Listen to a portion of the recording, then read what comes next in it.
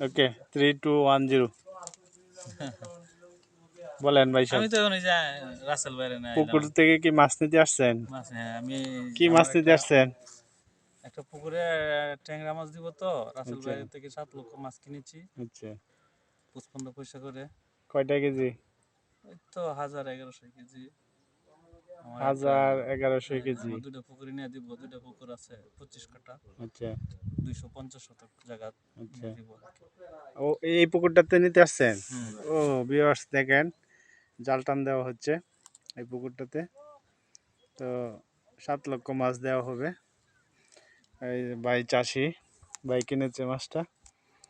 আচ্ছা ভাই, আপনি কি কালচার দিবেন মাছটা? হ্যাঁ, কালচার বিশেষ করে আমি আমাদের এক কোম্পানির লোক আছে রাকিবুল হাসান, রাকিব ভাই, তার পরামর্শে আমি এইগুলি করি।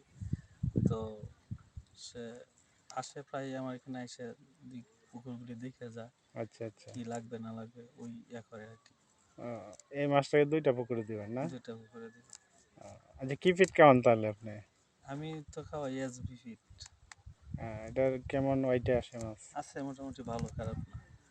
কেজিতে কয়টা আসে? 1 কেজি খাবার খাওয়ালে কয়, মানে কি কেজিতে পরিমাণ? বলতে এরকম ভাবে করি না, তবে আমাদের ব্যবসা হয়, খাওয়াইতেছি যে দূর থেকে, মানে ব্যবসা সফল, আমার লস নেই। আচ্ছা, আলহামদুলিল্লাহ ভাই। তো আপনার জন্য শুভকামনা রইল। জি, আপনাকে ধন্যবাদ। আসসালামু আলাইকুম।